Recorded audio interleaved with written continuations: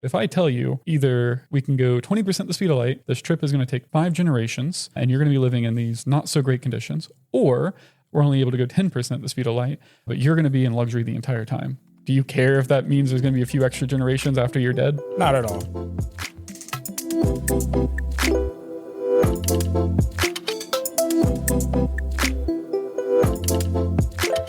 Hello and welcome to Entropy Rising, where we talk about science and futurism. I'm your host, Jacob, and as always, I'm joined with my wonderful co-host, Lucas. Lucas, how are you doing today? Doing fantastic, Jake. How are you? I'm doing great. I'm glad to hear that. So today's episode is all about interstellar colonization. Particularly, we're going to be talking about colony ships, not so much setting up the colony and what colony worlds are going to look like. So this is kind of a follow-up to our interstellar travel episode. Right. Of course, that one focused more on the rocket equation and what goes into actually getting a ship to a new star. Yeah. Whereas this one's going to be all about how do you get people to that star and what does life look like on these ships. Yeah. It's a little bit more of an in-depth dive on what that would be like, not only for the people designing the ship to get there, but also for the people who will be living on that ship. Yeah. It's going to be, I think, a fun one. I'm looking forward to it. I've been looking forward to recording this episode all week, actually. Yeah, me as well. I love diving into these topics and getting to learn a little bit about it and then sharing it with our viewers. Yeah. So, I think a fair starting point for this episode is going to be, why would we even want to colonize other star systems? What's going to drive us to leave our home system and expand into other star systems? It's going to be a challenging journey. There's going to be risks involved. You're leaving your entire world behind, essentially.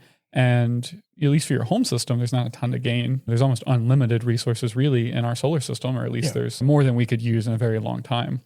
So, Lucas, I'm curious, what are your thoughts on this? Why do you think humans might colonize other stars, or do you think we actually would?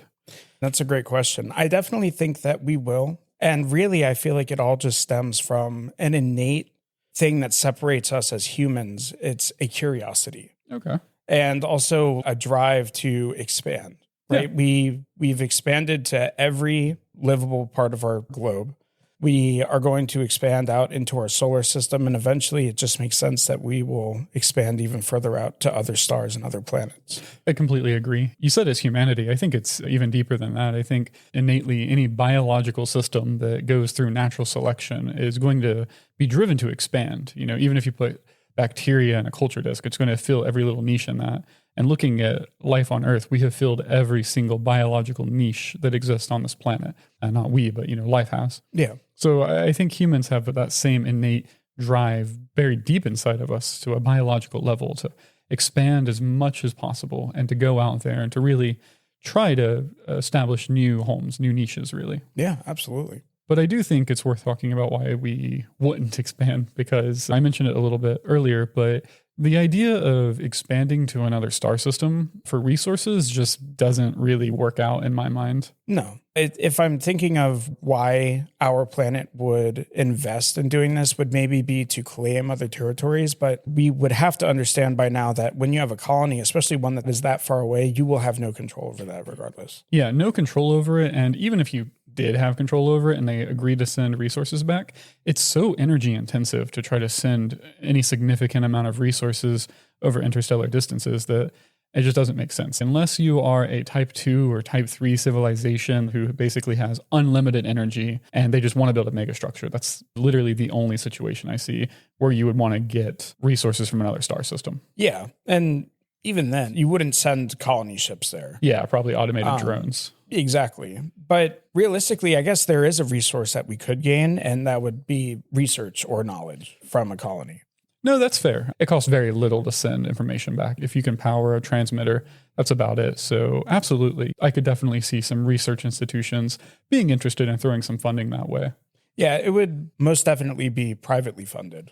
I think so. I could see governments maybe funding these for the first couple of colonies. There is a prestige to be had to be the first. So maybe you might see 1 or 2 missions get funded just to say we did it. But I don't think you'll see many because no one cares if you're the 5th to do something, right? Yeah, that does make me think of another point. The whole idea of a new life or a fresh start for people who feel like they can't advance anymore in the lives that they have here on Earth because everything's so saturated. It offers either yourself, depending on the type of ship, or your family an opportunity to really come out on top. I agree with that. It's very possible we'll reach a point, especially if you have life extension technology. You might have people living hundreds, maybe thousands of years. If you do have that happening, it could be really hard to socially advance, especially if people who are above you aren't dying off, right? There's no opportunity for that. So it's very possible that going to another star system might be an opportunity for advancement. Let's also not forget religious reasons. Throughout history, that's been a common cause for expansion. Yeah, trying to find a place where you can practice your religion freely. That has been a huge reason why people have expanded in the past. Yeah, I love that the Expanse actually covered that with the Nauvoo. That was their colony ship, and it was funded by the Mormons. Mm-hmm. Yeah, that was a really fun plot point. I really like that. Which later became the Behemoth, the warship. So it didn't quite work out for them, but I think it might work out for us better. Well, not everybody succeeds on the first time. They'll try again. Just while we're also on this topic, when we're talking about funding it, I don't necessarily think these colonies have to be externally funded either. We tend to imagine people are going to be living in orbital habitats. So it might be the case that one of these habitats decides we want to go off and explore another solar system. They just need to get the money together to build an engine and maybe shore up some other systems so that they can recycle everything more efficiently. And anyone who wants to join this journey, there's no reason for them to keep most of their worldly possessions, right? So it might make sense to get a group of colonists together who want to go and basically crowdsource this thing. Yeah, you definitely could do it. Now, to crowdsource a ship of that magnitude or even a journey of that magnitude, it definitely wouldn't be cheap. So if you're already living on an O'Neill cylinder and living a life like that, why would you choose to spend your extra funds on essentially living the same life but just going somewhere else? It's worth pointing out, if we're imagining a point in the future where we're building hundreds of thousands to millions to billions of O'Neill cylinders, which is kind of the situation we talk about with a Dyson swarm, it might actually be fairly cheap to build one of these things. It could be mass produced, and it could be a case that if you can get 10,000 people together, 100,000 people together, that you could just scrape together the raw resources, especially if you have a lot of automation. It might get to money's not really a factor. You just get some automated drones together. They go maybe get some mining claims from asteroids, get the raw material, build the ship, or retrofit an existing mass-produced O'Neill cylinder, and anyone who wants to go can fund it or whatever. That's actually a great point. I didn't really think of that. I was living too much within the next 100 years, not the next couple thousand. Yeah, which I don't think it'll be in the next 100. Maybe hundreds we'll see the first one, but I think hundreds to maybe thousands. Always tough to say. Things tend to grow exponentially, and it's hard to predict when that exponential curve will end, right? Yeah. But you talk about how these ships are going to be made if they're either out of existing O'Neill cylinders or we make them from scratch to be designed to travel that way. But I definitely think that we should jump into a little bit about how the ship will be designed to be able to support life for that period of time. Yeah, no, absolutely. In my head, at least, I tend to imagine these are going to function like O'Neill cylinders. Of course, that's going to change depending on the technology available. But one big distinction between O'Neill cylinders and colony ships, not just the engine, of course, is the fact that your recycling systems need to be significantly better for an interstellar voyage than they do need to be for an O'Neill cylinder that might be surrounded by other cylinders and they're able to have trade or even top off their oxygen or their water from the solar system. That's not really an option, right, when you're traveling between the stars, or it's harder to do anyways. Yeah, that's a really good point. And when I think of that, especially for water, the ship would actually have to operate at 100% recycling efficiency. I mean, we could make water on the ship by fusing hydrogen and oxygen, but that is a very dangerous and explosive method of creating water. So if we don't recycle at 100% efficiency, we would eventually run out, especially if this trip is going to take several hundred years. The efficiency is really just going to depend on how long the trip is, right? If you've got a 100-year trip versus a 1,000-year trip, you might be able to get by with different levels of efficiency. 99.9% efficient could work for a 100 to 200-year trip. But yeah, you're right. If you're going on a multi-1,000-year voyage, which I tend to think that's definitely on the extreme side, you would need pushing near 100% efficiency. Yeah. Now, I mean, you said that fusing hydrogen and oxygen is an explosive process, but I mean, realistically, if you're powering one of these ships anyways, you've got to have a reactor room, right? You need a pretty beefy engine, so you can probably handle that. And I tend to think these would probably be either fusion-based engines or some other design. If you have antimatter, that would be nice too, but then you can do antimatter catalyzed fusion, so you can still make resources if you want to. Yeah, that is definitely true. It's just expending that, especially fuel, which is, I mean, I'm not going to say your most valuable resource, but you need it to get there and you need it to stop. Yeah, that's absolutely true. So burning that to try and counteract the fact that you're not operating at a high enough efficiency to create those fluids, I feel like the ship is just designed to fail. Maybe, I don't know. A common way that I think about slowing these ships down is going to be something through like a Bussard ramjet. I know we mentioned it in our interstellar travel episode, so I'm not going to go too deep into it. And if anyone's curious about the concept, check out that episode.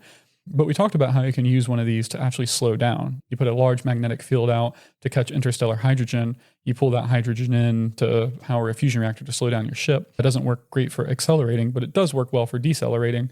And it also gives you a bunch of hydrogen. So maybe you can use that to top off your water reserves or your fuel reserves halfway through the trip once you're ready to start decelerating. I mean, that would definitely be perfect, because the big issue with hydrogen, especially when you're using it as fuel to slow down, is such a small particle that it leaks through metal. Yeah. It leaks through everything. Yeah, it's very hard to contain hydrogen. So even if you're not burning your fuel, you're still losing fuel, especially over a period of hundreds of years. So if we could design something that not only doesn't need extra fuel to stop us or slow us down, but could also provide us with more fuel during the travel, that's definitely a viable option for maintaining your water as well. Yeah, absolutely. I do think it's worth also talking about this. In my head, depending on technology, I imagine there's 3 different ways you can do colony ships.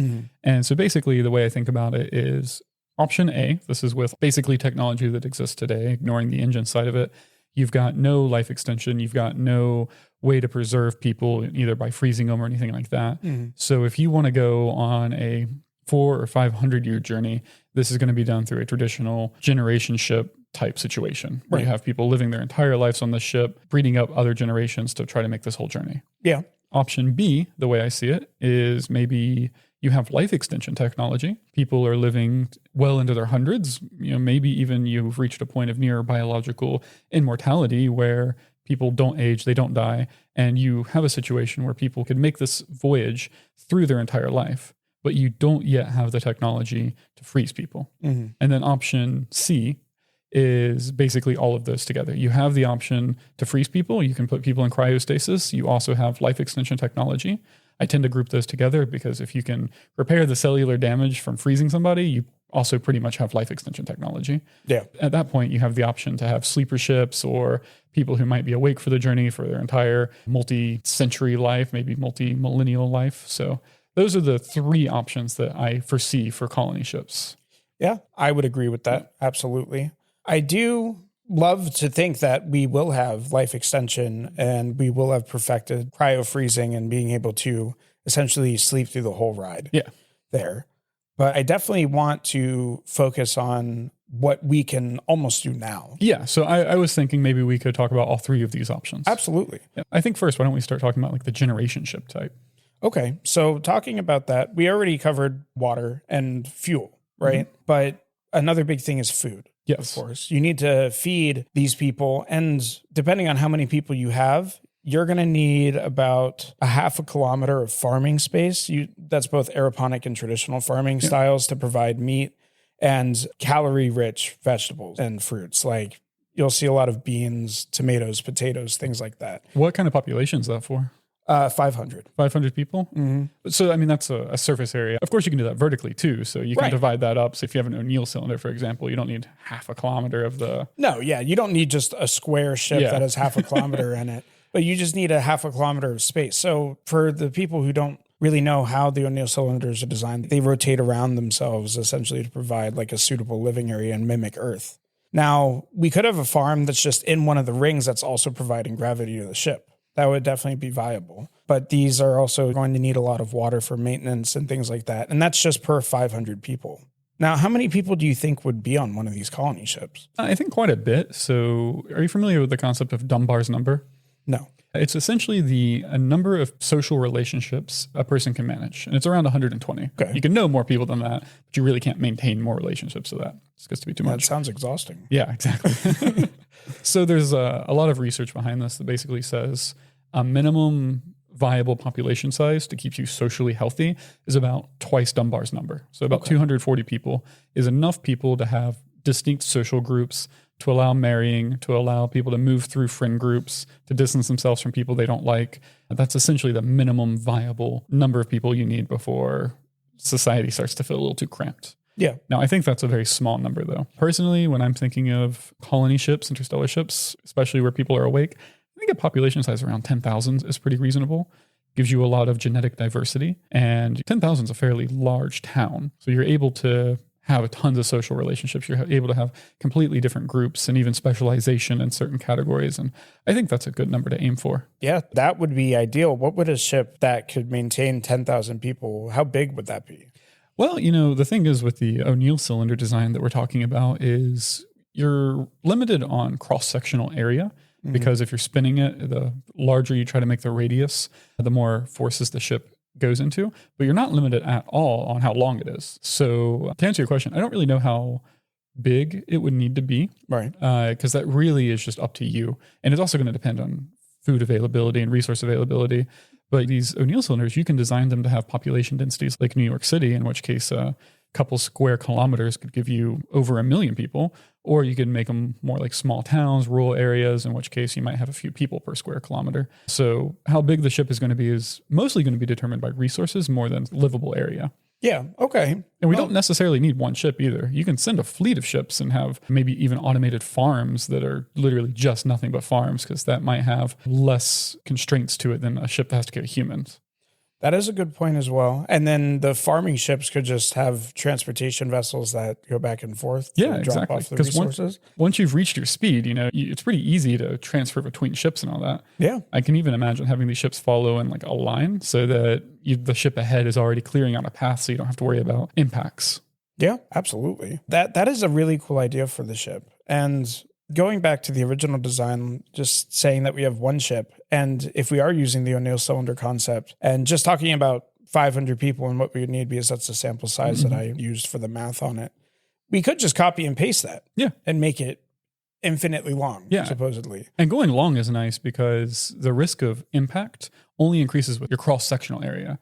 So if you make your ship wider, there's a higher risk of impact, but making your ship longer does not increase your risk of impact at all with any type of interstellar debris. Right, because the front of the ship is going to take whatever debris was there to begin with. Exactly, yeah. Yeah, all right, awesome. And I guess we'll get into the social aspects in a little bit, but those are good to talk about. But as far as the design for the engines, I know that we were already talking about hydrogen because that's what we have available right now, but we do also have solar sail technology. Yeah. And we've talked about that a little bit, where we'd use von Neumann probes to set up beams that would send light rays for essentially space highways. Yeah, and I mean, if you've got a solar cell from Earth, even if you don't have a way to stop yourself when you get to the other end, that at least halves the amount of fuel you need. If you can accelerate with a solar cell and then use your engines to slow down, that still saves you a lot of mass. Yeah, absolutely. But as far as propulsion technology, I think solar cells make a lot of sense. I think fusion makes a lot of sense. If you have antimatter, that's great. But as far as going deeper into details of those, I'd recommend the audience check out our interstellar travel episode, because that focuses a lot more on these technologies and how they could function. Yeah.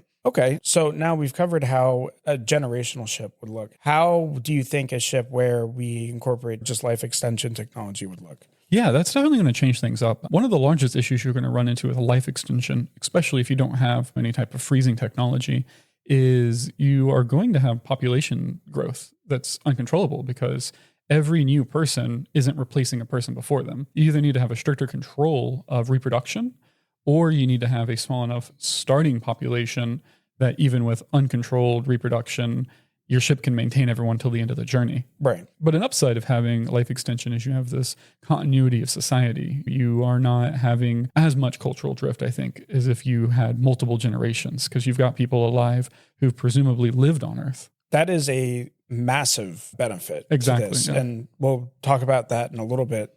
But really having that is something that I think could make this the best option. I think so too. And you have to think as well, it's probably easier to get colonists or people to sign up for this trip if you have life extension technology, for two reasons. One, if you can live virtually forever, barring any accidents, then the odds of you getting bored with your life on Earth or your life in the solar system and wanting to go and take a chance and go to a colony, knowing that if you don't like it, you can take the multiple century trip back, is, I think, more appealing to people.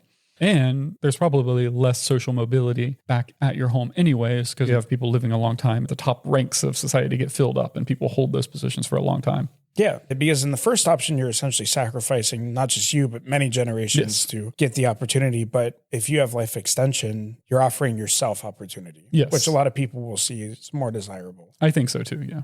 And I guess for the third option, when you throw in any type of preservation, I think the odds of people signing up for these go up even more, because now not only can you go to these colonies, but you don't have to be awake for the trip. That does help solve the population issue, because presumably you've got a certain amount of people who are like, I'm bored.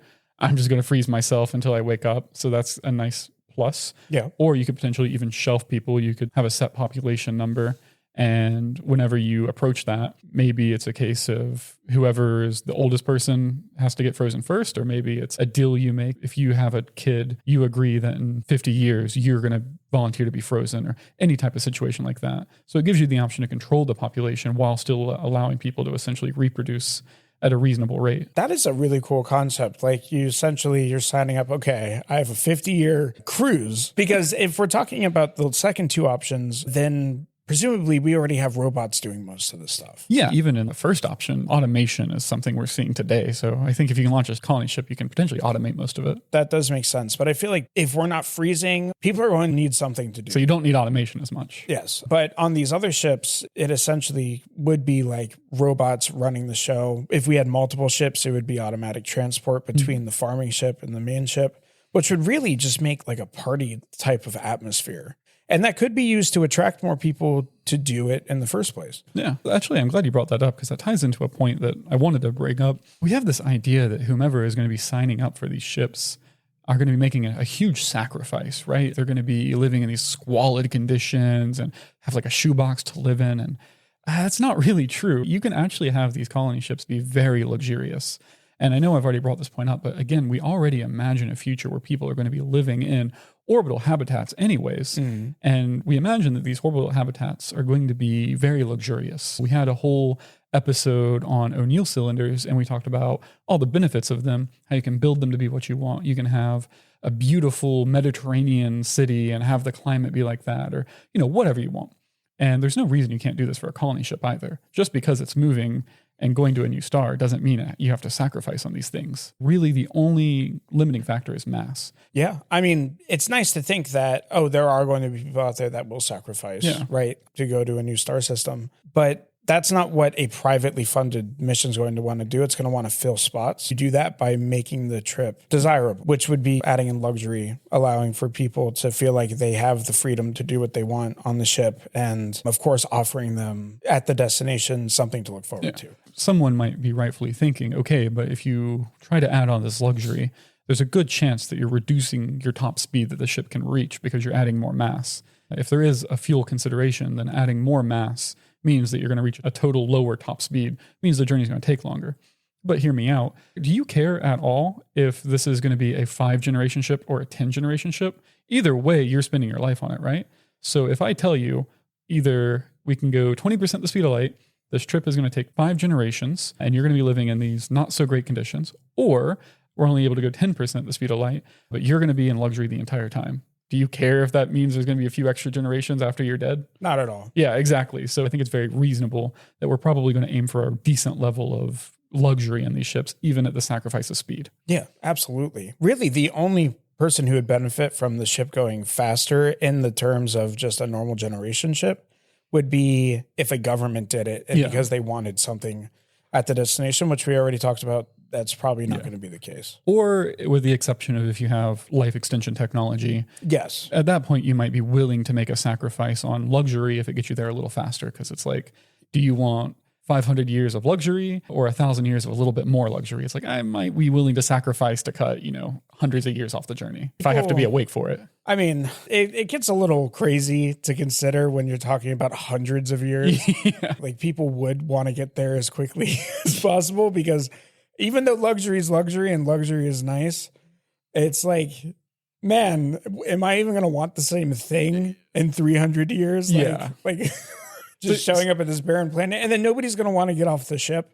But then again, it doesn't matter because after you've been on the ship for 10 years, it'll probably be the same mindset. Yeah, exactly. And, like I said, just to tying back into this point again and again, we already imagine people are going to be living their entire lives in orbital habitats and O'Neill cylinders. So yeah, you're right. Maybe when it does get there, people say, I like this, I'm good. Like, why am I going to want to leave my nice, comfortable ship that's set up to be like Earth to go colonize this barren rock? Yeah. And of course, it's not even closely comparable, but this already happens in real life, like with cruise ships. Mm-hmm. You'll see they have statistics posted that about 25% of passengers, even though they go and they travel to these different locations, they never get off the boat. That's crazy. Yeah. But I mean, it's set up to be luxurious. So yeah, you might have that situation as well.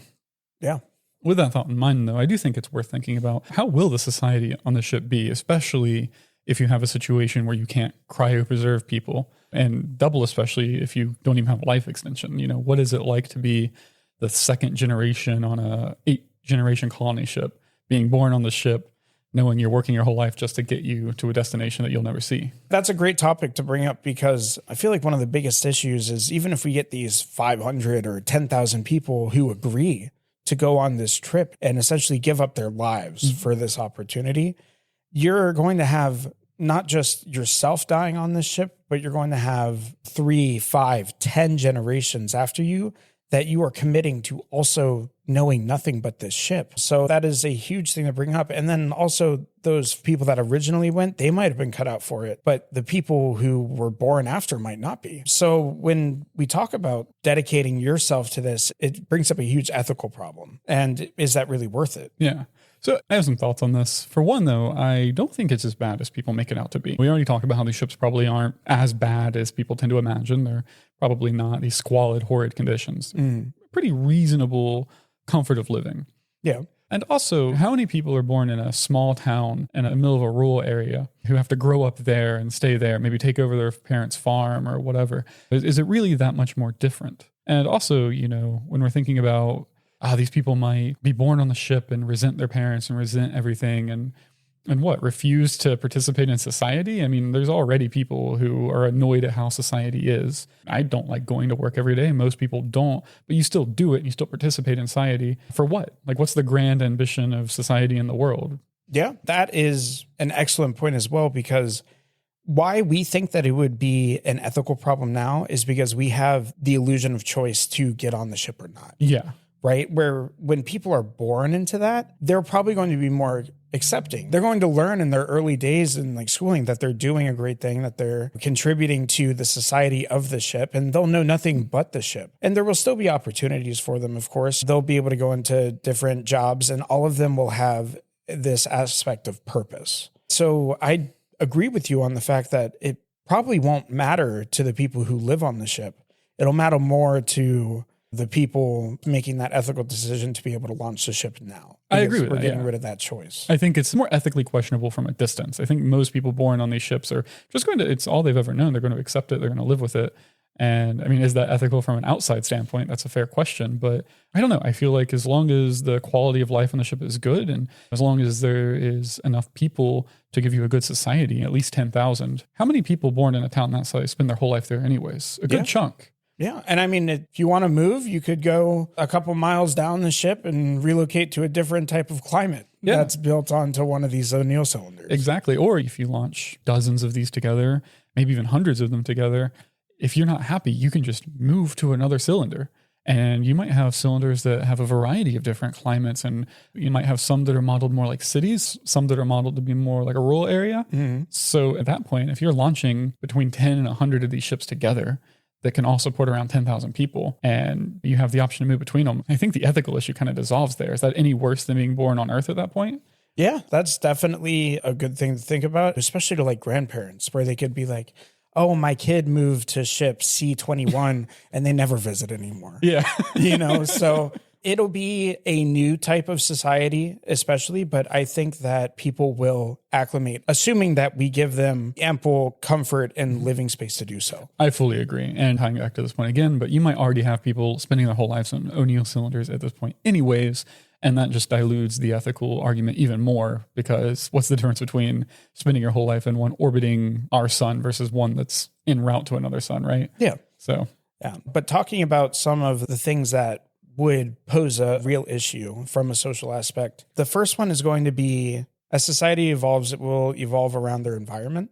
So we'll have changes in language. Going back to the Expanse, like the people who lived in the belt, they formed an entirely different type of language and lingo. And that will continue to evolve until we really won't be able to communicate with Earth, right?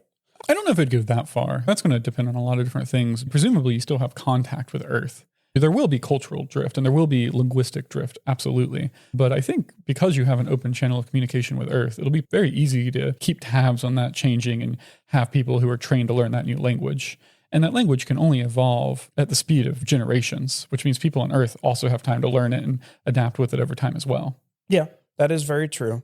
Like you said, we would have specific people trained to that language, but the actual language that everybody else speaks on the ship, I feel like would be vastly different. Yeah, or you could have people on Earth trained to speak the common language of the ship. That way you don't. Yeah, I guess you could do that as well. And I mean, realistically, you don't need that much back and forth communication with Earth. Maybe a few trained people to transmit science and stuff like that, but it's not like, oh no, the regular person on the colony ship can't speak Earth language.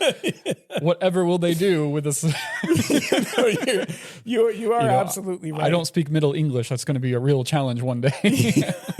Really, I'm just thinking from the standard, of course, still like just giving something back to your starting system, but that could very well not be the case. Now, where it could become an issue is these people are going to be living on this ship. And they're not going to know a lot of things to do when they get to the planet that they're supposed to be colonizing. For example, metal smelting or tilling a field or building a home, right? A lot of these people, they're not going to really know how to do that because the ship will provide them with all of those things already. I don't know. I think it depends on how are these ships set up to farm in the first place, right?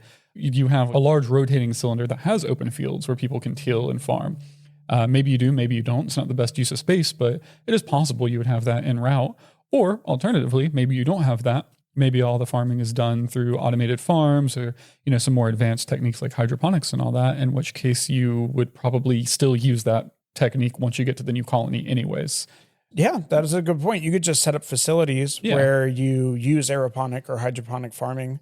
And it's not like the information on how to do it won't be preserved, and the people can't figure it out when they get there too, especially on a colony ship. You have a way to generate food to sustain that population anyways. Yeah. So you have all the time in the world to figure out farming, and you only need to figure out farming to grow your population. You have a farm on your colony ship anyways that can sustain your population at the size that it is currently. Mm-hmm. You do bring up great points there. Really, when I came into this in the beginning, I was thinking of how all the bad stuff could be there, but really you'll have most of that figured out and you'll have these people that have acclimated to it, almost like a utopian version instead of a dystopian. Yeah, hopefully being on the ship. Not to say it can't be dystopian. I mean, of course. I mean, we could have a ship that's run poorly and people do live in squalor. But more realistically, like you're saying, most of these ships, when they are designed to get people to go on them, it's going to be a more lavish lifestyle. Yeah. Well, I was also going to say you can have things happen on the way. For example, maybe you have a tyrannical leader show up and you have social collapse or something. So things can't happen. Oh, yeah. I mean, that's another great point. Government. Yeah. Right? Like, how is the ship going to operate? Because once they leave, what law are they going to abide by? Especially if it's a ship that's pulled from all different parts of the globe. What government does that ship start as? And where will it end? Is it just like a common law type of thing? Like, don't kill people, don't steal things, be kind to your fellow person, and we'll make this work. But people will crave leadership and other people will crave power. I feel like you'll just set up a government before the ship ever leaves. You'll probably have a charter that outlines all of the laws that will be obeyed on this ship and how the government works and all of that. That'll be set up before the ship ever even launches. But will it maintain 3 generations down the line? I mean, people crave stability. So I think for the most part, if you have a charter set up on your ship, most people are going to obey that just because that's what they do anyways. Yeah, the reason why it's fascinating to me is I recently just watched the Fallout series, and I kind of think of it as like a vault. Oh, yeah. Right? It's sort of a weird dystopian vibe to it, to where it's like everybody's like happy, but there could be weird stuff going on in the background or some kind of tyranny or something like that. But realistically, you are right. It's not going to matter because where are you going to go? Yeah. But it's definitely an interesting idea to touch on with how that would evolve. Yeah, it is fair. I genuinely think, though, that you would probably set up some type of charter, some type of legal system well before the ship even left. And for the most part, I think people would follow it. Again, just tying into what I said, I think people crave stability. I think most people aren't going to go for the anarchy route just because they're on a ship. The same way you don't have small towns in the United States succeeding just because they have a smaller population, right? That's there true. Is, of course, a risk that maybe you'll have a tyrant for a leader that crops up and you can have social collapse. It's not saying that can't happen, but I don't know. Just have to roll the dice. That's something that happens. Yeah, that's something that can happen here on Earth, though. That is true. It's happened before. But it's again, that illusion of choice type of thing. If you don't like what's happening, there are other spots in the country where you can go. But realistically, most people don't have the resources nor the ability to do that anyways. But we feel better about the situation that we're in because we feel like we could change it if we needed to. There is also a point of bringing out, you can't leave this, right? So especially if you only have one ship, and you do have a dictator crop up, there's no one outside to stop him. Yeah. You know, at least on Earth, you have different countries. And if you get too crazy, presumably someone's going to declare war with you and take you out of power. You know, on a ship, you don't have any external forces. So there is a risk of that too. Yeah. And that makes me think about also, if this is like a fleet, you could have different governments on different ships. Absolutely. Yeah. And what if they disagree? Yeah. Right? They're like, I don't want to go to the planet with that guy anymore. Set course to a different star. I'm out of here. Yeah. I mean, maybe you could, or maybe you say, you know, whenever we land, we're colonizing the furthest continent away from you. Yeah. It's like, you don't get to come on our half of the planet. Yeah. Back up. And then we think about people who, of course, are still going to break the law, even though maybe not as much as they would here on Earth, because it'll all be very equal to the people that are living on these ships, right? You're going to be in luxury regardless. So if we're thinking about people breaking the law, because some people, they will just have devious intention from the beginning. They will murder, or the arsonist would be a huge problem. How do you deal with these people? Why arsonists? Why are arsonists particularly going to be a problem? Well, because if the ship catches on fire, that's bad. Yeah, okay, you're fair enough. Not that it's going to breed arsonists, it's just that it's a particularly heinous crime in a closed system. That's completely fair. To answer your question, I think you'll have jails, you'll have penal systems, or maybe depends on the technology, maybe you can just like brainwash people. I don't know. Okay. But I think you would have a legal system just like you would have on Earth. I mean, 10,000 people, you're going to have jails, I think, probably. Right. Now, would we put that on a separate ship? We keep it on the same one? I don't know. It's probably going to depend on the setup. I mean, if you have multiple ships, maybe one is like a penal ship. If you've got, maybe not. I don't know. It's just going to fully depend on your fleet setup. And if you're a sci-fi writer, you can do it either way. You can have each ship have their own. You can have a penal ship. Maybe you just have an airlock. Yeah. Just kill everyone who's a problem. Well, yeah, no, it's sentenced to life in prison, but then you just put them in the airlock and send them out into space. There might be harsher consequences, though, on closed systems like this, especially if you're threatening the ship. It's hard for one person to destroy the world, but when you're on a closed ship, one act of sabotage really could destroy the whole ship, or at least make it impossible to complete the mission. So there might be strong incentives not to do that. And I think you know what I mean by strong incentives. Yes, I definitely think that is something that should be in place. Because like I said, I feel like petty crimes like theft and things like that aren't really going to be a thing, because why are you stealing? You have the same thing that guy has. I don't know. Maybe not. I think petty crimes will always exist. My case for this is that a lot of people commit petty crimes just for the thrill of it. That is a good point. I mean, there's people who shoplift not because they need the thing, right? So petty crime, true. I think, is just a human condition that's always going to happen no matter what. Even if you have resource abundance, I think people are going to do petty crimes or get drunk and get in a fight. That type of stuff, I think you'll probably just deal with like you would deal with on Earth. When you get to like capital offenses, that gets a little more tricky. I could definitely see a culture on these ships forming of every single person is a resource sink and they need to contribute to be allowed to stay alive on the ship. Yeah. So it might be the case that life in prison isn't a thing, because why are we going to feed you and clothe you in a limited world if you have done this horrible thing? So capital punishment might be more common. So that's a good one. Yeah, that is definitely a good point. The last big topic that I wanted to touch on was reproduction. We've talked about that a little bit already, but would we have a regulated reproduction law for people? Because overpopulation on one of these ships could be catastrophic.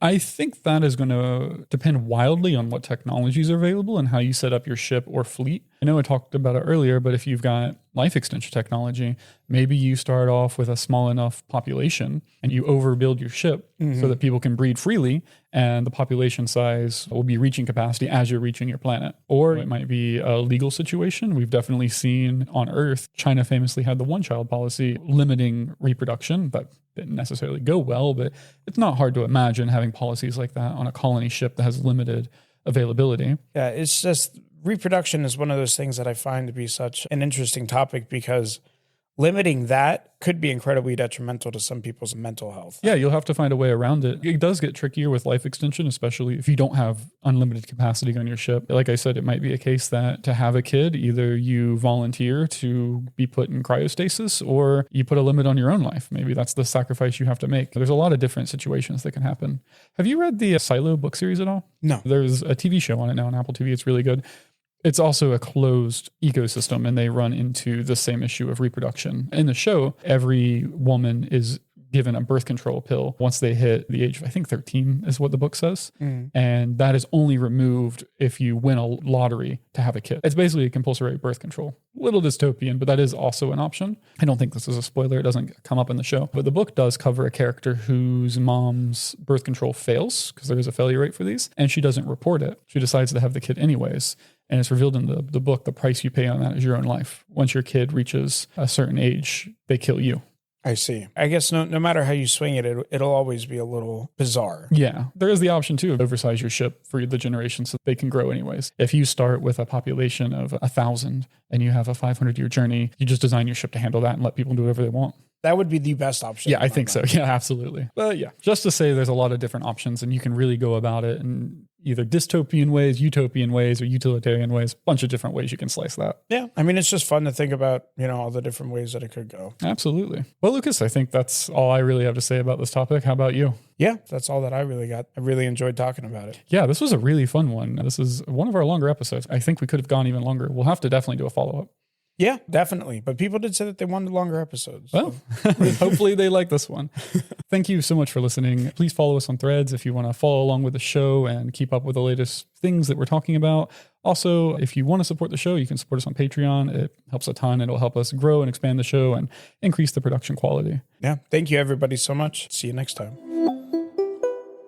Realia is a middle-grade novella about a gifted fifth grader whose plans to discover more about the universe are tested when he is presented with the means to a life of carefree leisure, and later finds himself at the center of a plot against all of humanity. Much of Realia is based on my own experiences growing up in the 90s, being regarded as very smart by my peers and letting that go to my head. Some of the life lessons learned by its protagonist bear a similarity to what I would have told my younger self if given the chance. I wrote it primarily for preteen boys as a means to rectify their reported lack of interest in reading, but it should have appeal far beyond that demographic. It is about the human endeavor, mankind's urge to explore and experiment with the world around them, the difference between earning and receiving what one desires, and the value of living as oneself rather than as a cultivated persona.